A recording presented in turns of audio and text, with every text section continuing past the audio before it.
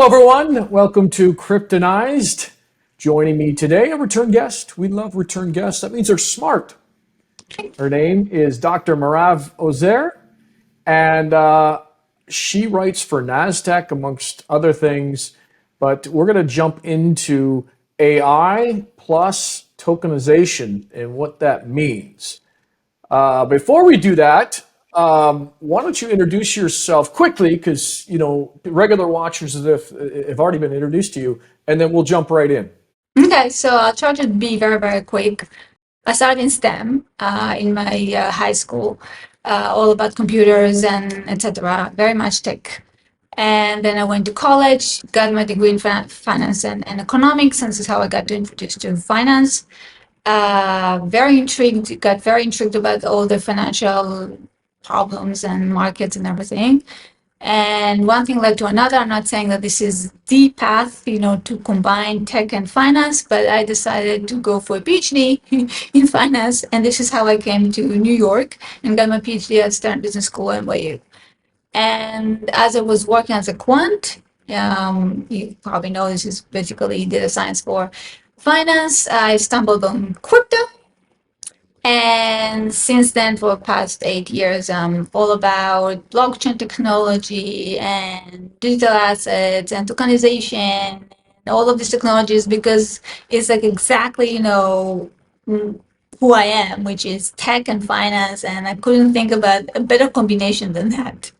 I had an AI podcast for a long time because I saw AI as the future. And then I just kind of drifted into crypto because I saw that as a bright future. And so I love the fact that we're bringing them both together today.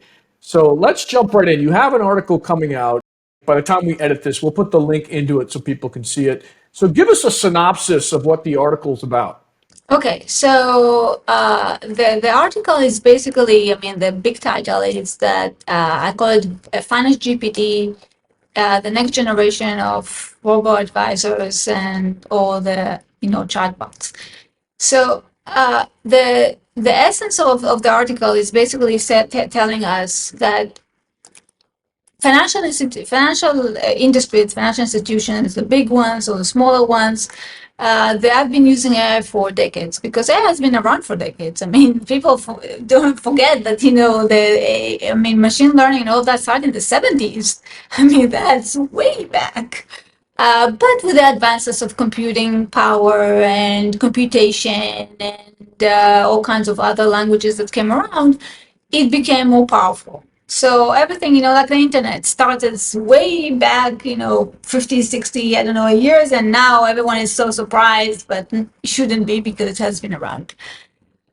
I think what brought everything to the next hype, I call it like the next generation of AI-powered or GPT-powered, is the hype with ChatGPT, everything, generative AI, which is like the next level of AI.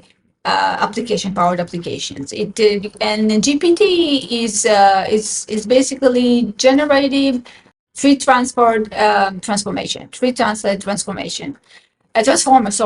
And transformer, by the way, is an AI language that was developed, I don't know, 20, 30 years ago, which have been used. But this is like pre-trained. It's pre-trained because it's all about training, the model. Now this GPT, because ChatGPT, which was basically the product of OpenAI, was developed by the OpenAI lab. And now everyone is using it's an open source, everyone is using it. So this is how everything got so hyped, and everyone is using GPT. Well, it was hyped because it works and it's really good. Exactly. So if it works so well, for conversation, 10x better than anything I'd seen. 10x better. Exactly, better than any chatbots that you've seen. By far. By far, for sure. The text and everything. So everyone was saying, okay, so what else can we do with it? That's how the human mind works. Okay, it works for this, so great. What else can we do? So, not surprising, the financial leadership, everyone in finance, of course. If it works for that, maybe it can work for finance, of course. Why not? So, and this is why I think that will be the next generation. I call it like the GPT-powered application instead of AI-powered, called GPT, because that's the next generation of AI.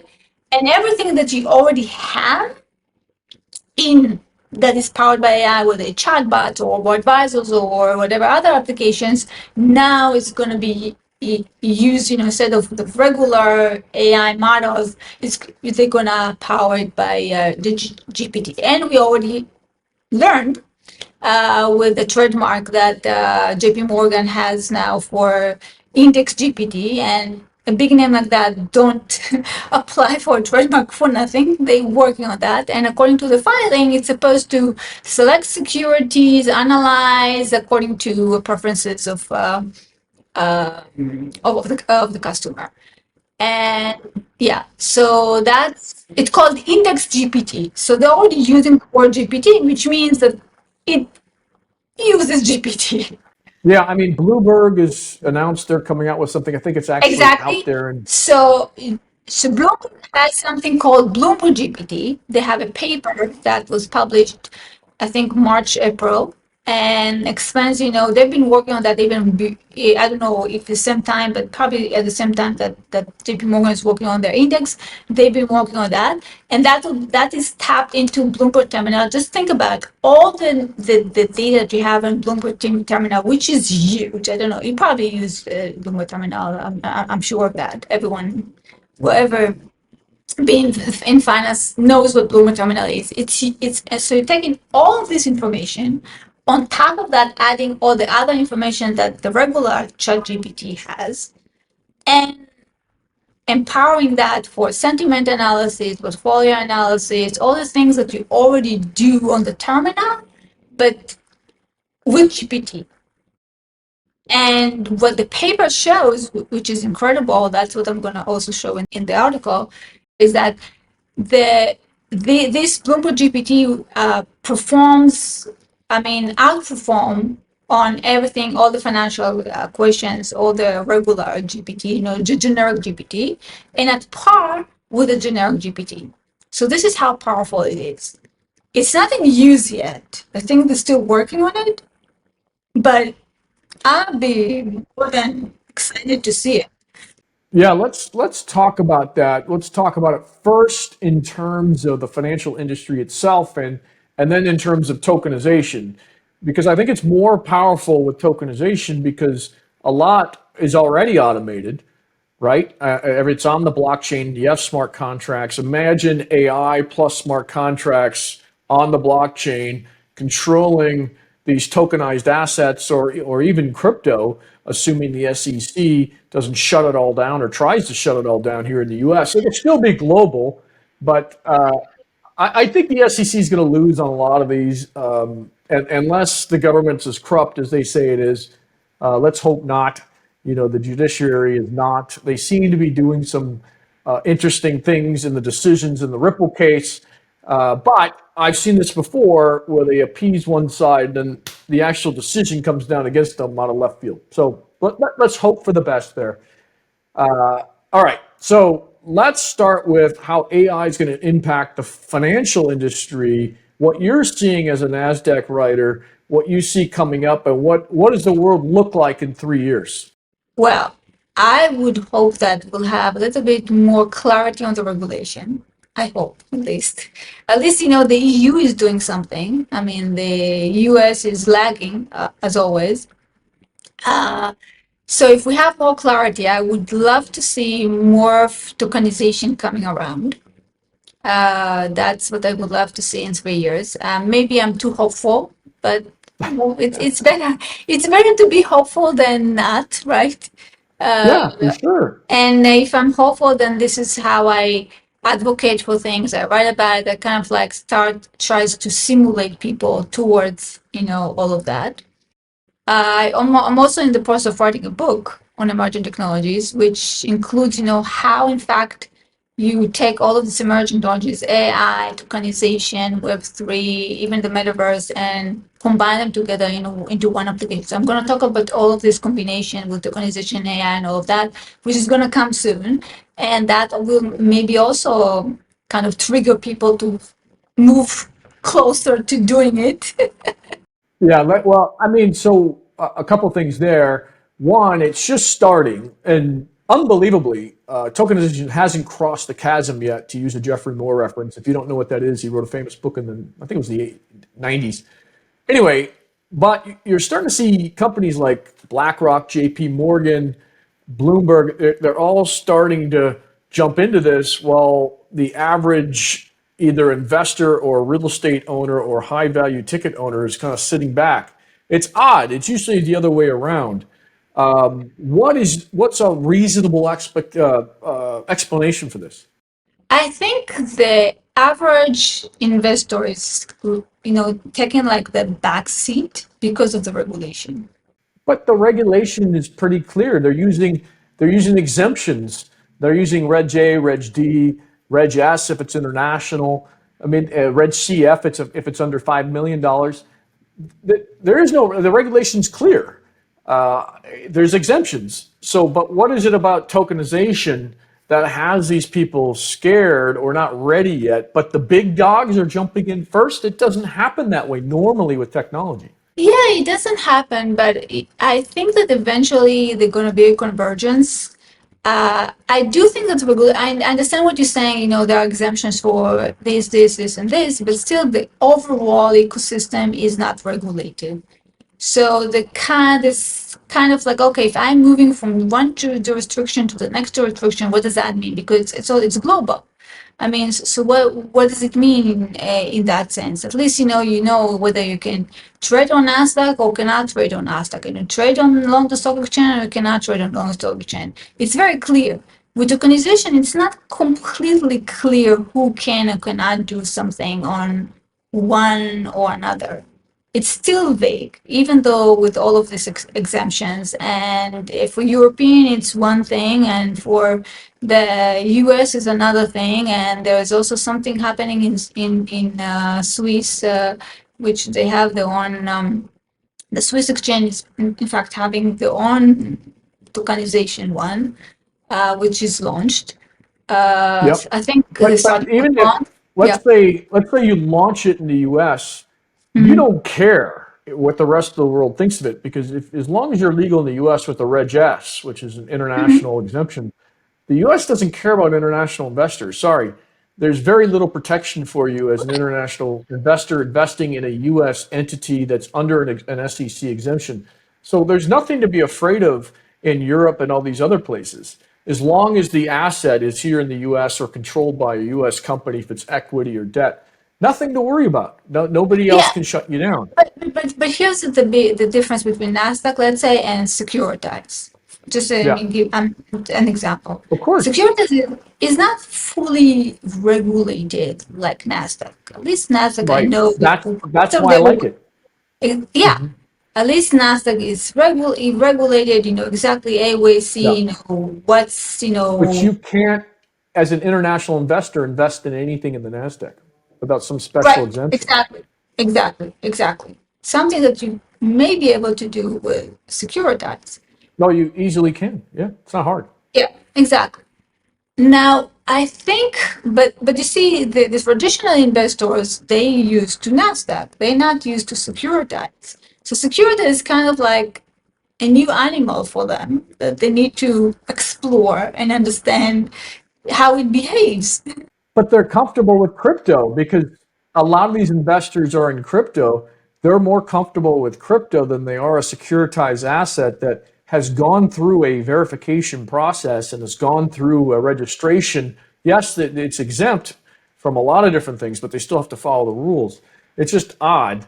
But the big guys see it and they're jumping in first. I mean, there's projections anywhere from 3 trillion to 30 trillion by 2030 that this market's going to be. Now, if you know that and you know that the big money, the smart money is investing there, if I were you, family office, investor, large asset holder, I would start leaning that direction, at least getting yourself educated on it. I guess that's why they're watching this as we speak.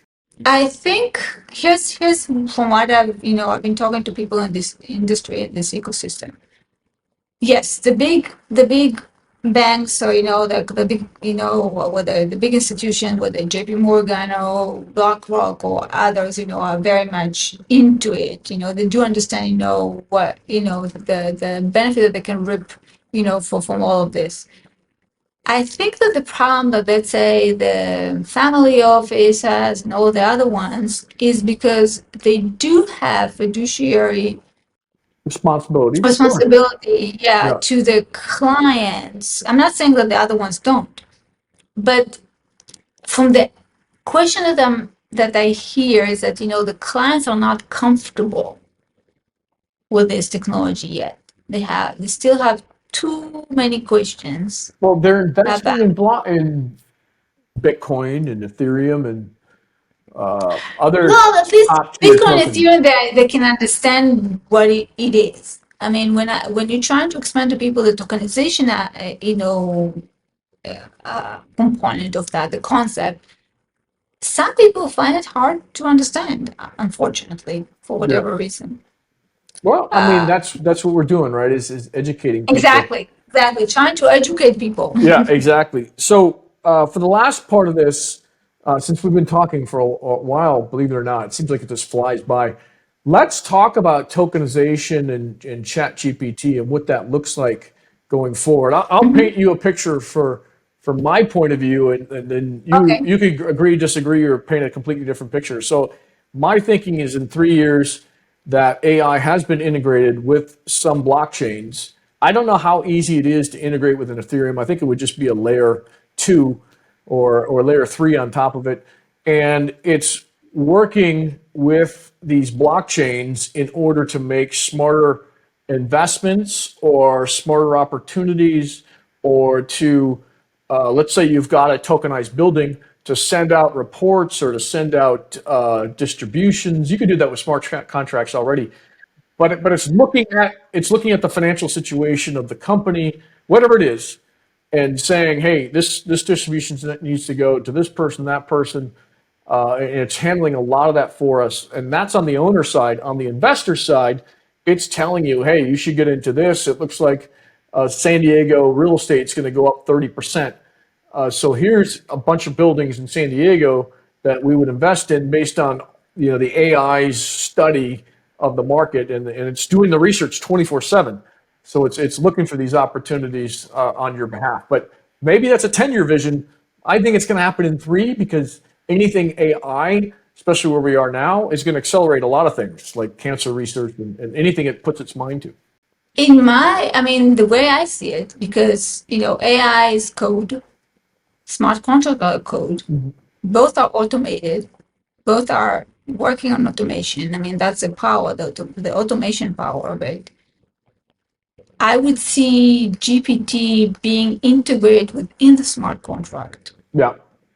And this is possible in 3 Not years. a layer though. It'd have to be in a smart contract.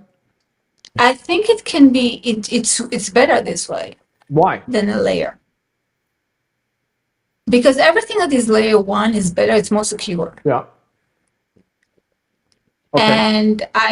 And I think it is possible to bring GPT within the smart contract. In, let's say, Bitcoin, now Yeah. with Taproot, you can, which was not possible beforehand, right? You couldn't really write kind of smart contract or anything. Now you can even do meme coins with Bitcoin, right? But Taproot, allowed this their modification, right? The upgrade allowed that. I would not be surprised that even Bitcoin will be powered by GPT. Well, how? How would you change the?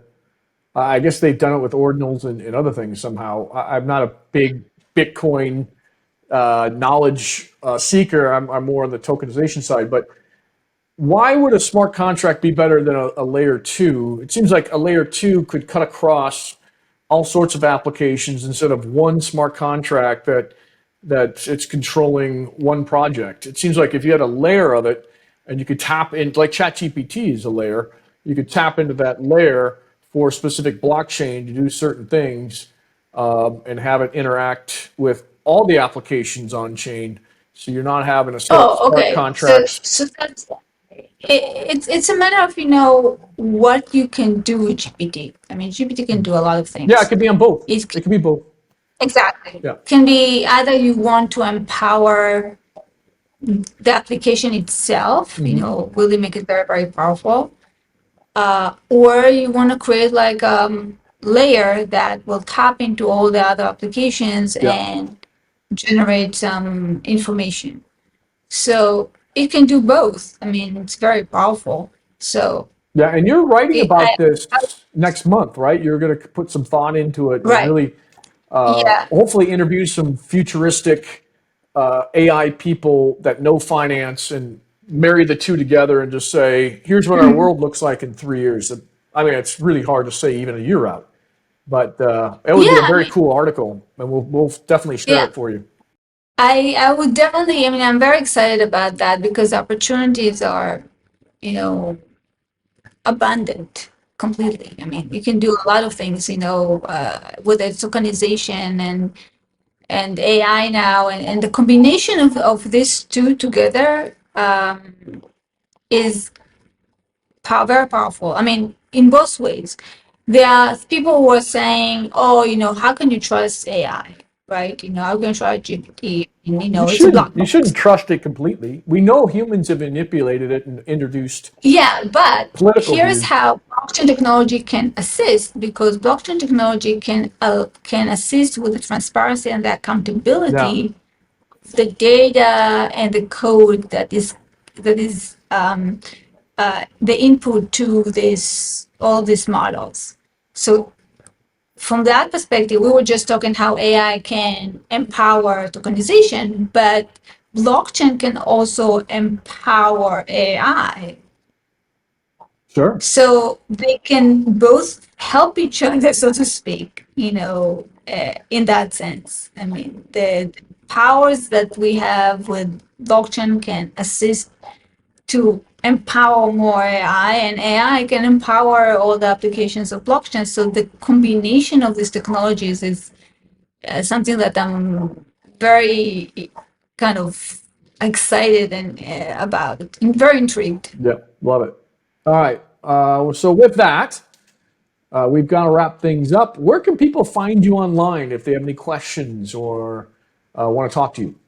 Well, they can go to my website, which is doctorblockchain.io. Doctor spelled out DOCTOR blockchain.io. You can find all my articles there, my podcasts, my material, everything that I write, and you can connect with me there.